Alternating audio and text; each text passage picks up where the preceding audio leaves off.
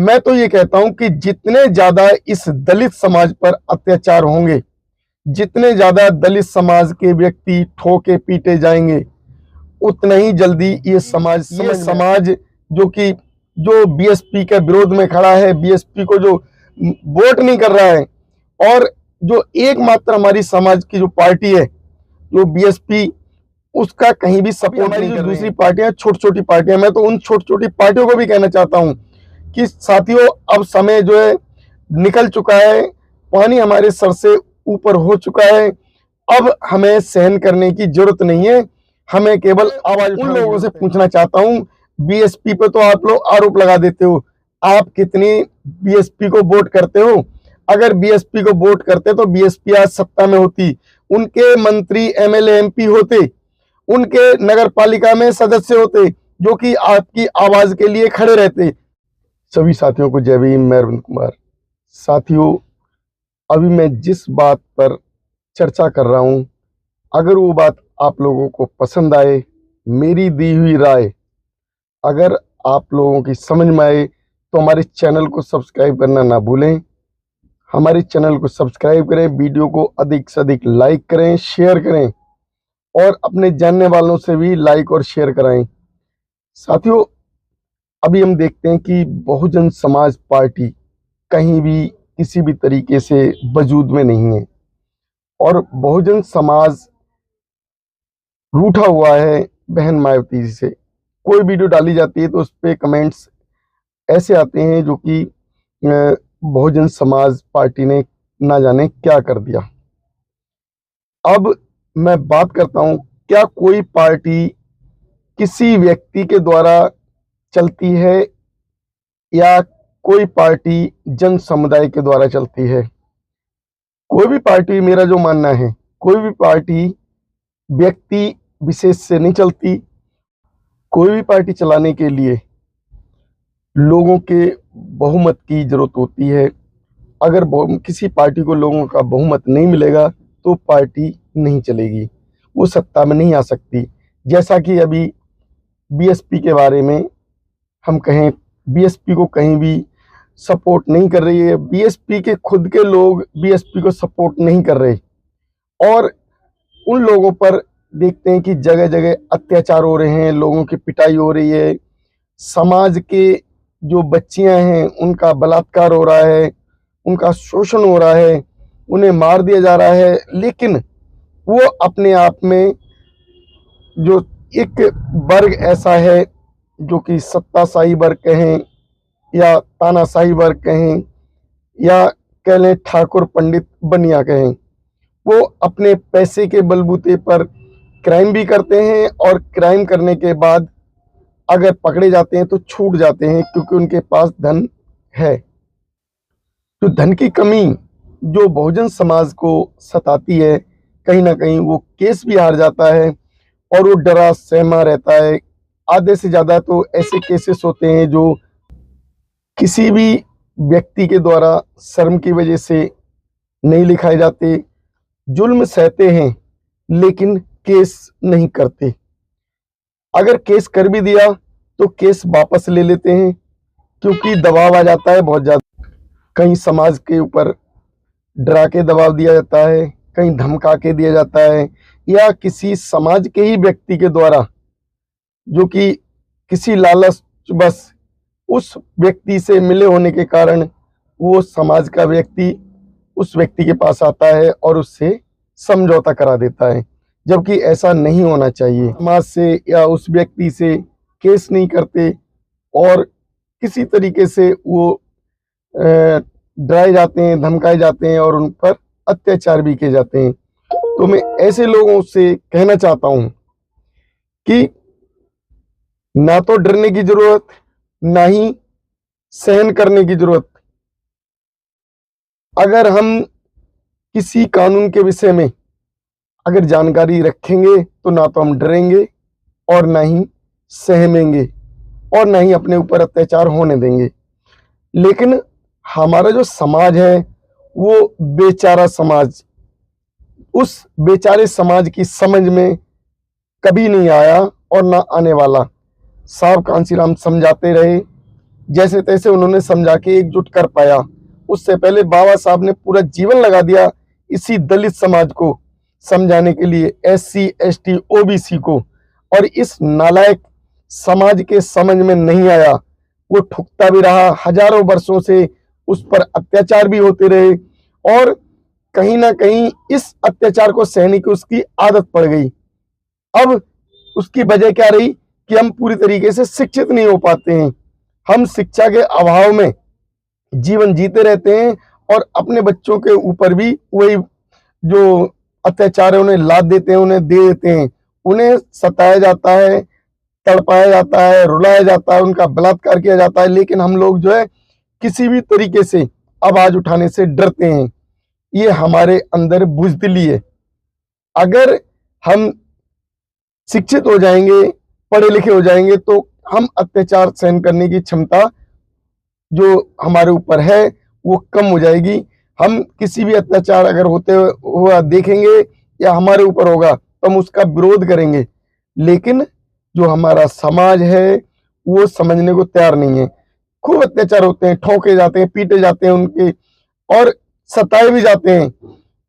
अभी कितनी घटनाएं हुई, मूछ रखने पर गला काट दिया, पानी से एक गिलास पानी लेने से घड़ा गंदा हो गया और उन्होंने बच्चे को मार दिया। अब महिला ने, किसी ने आवाज उठाई तो उसका रेप कर दिया। बच्ची कोई अगर विरोध करती है किसी के छेड़छाड़ का तो उसका जो रेप करके मार के फेंक देते हैं। तो ये घटनाएं कहीं ना कहीं बुज़दिली की निशानी है। अब हमें देखना क्या है?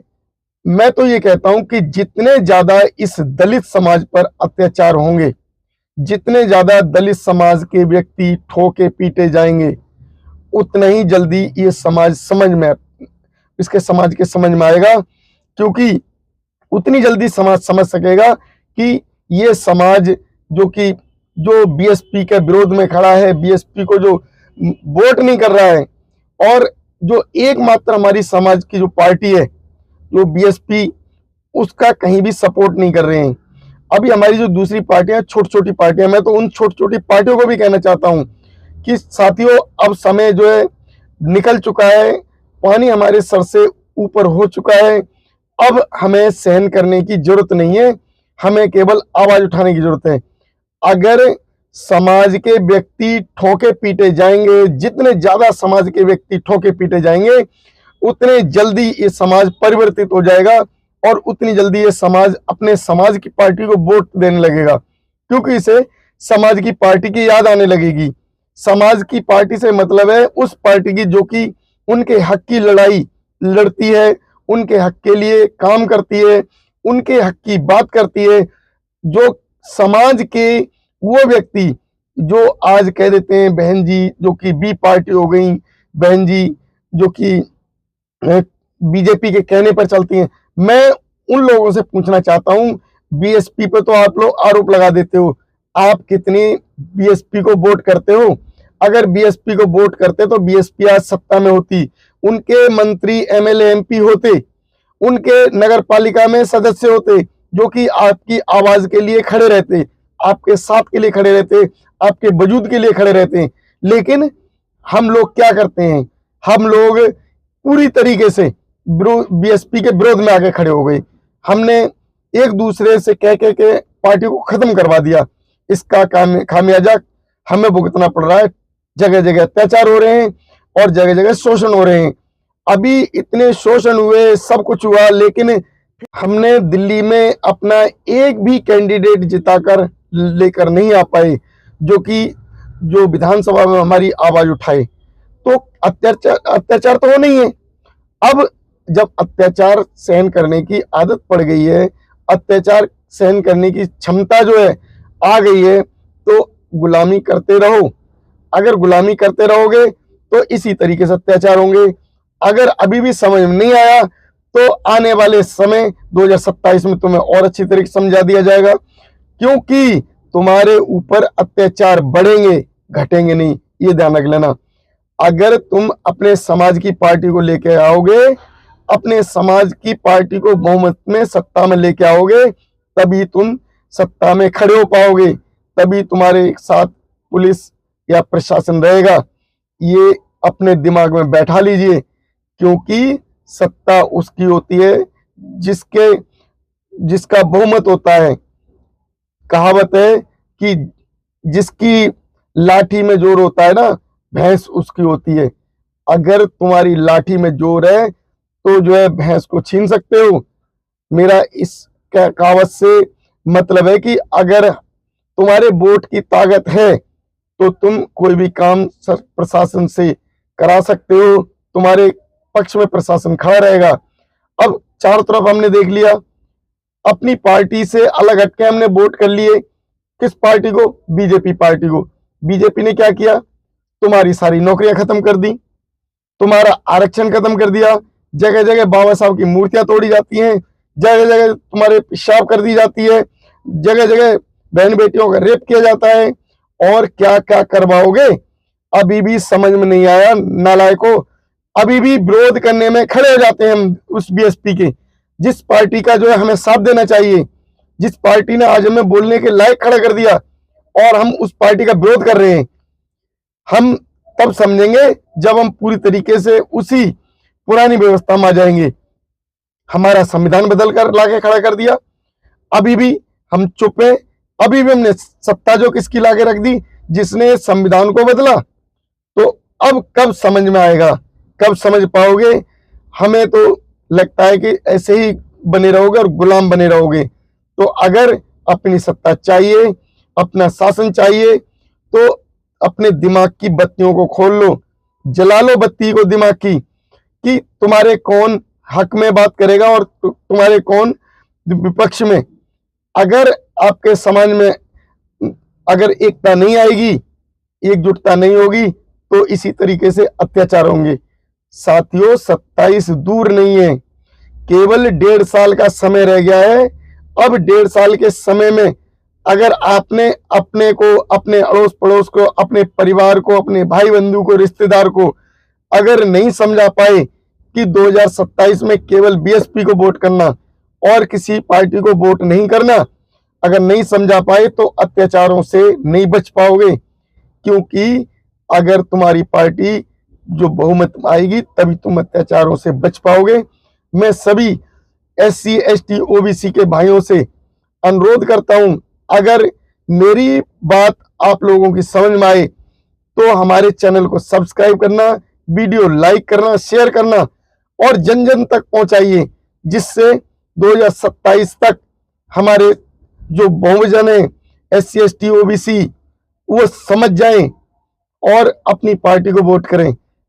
अगर समझ में आया हो तो मेरी जो वीडियो के कमेंट बॉक्स में कमेंट करना, वरना ऐसे छोड़ देना। इसी के साथ नमो बुद्धाय, जय भीम।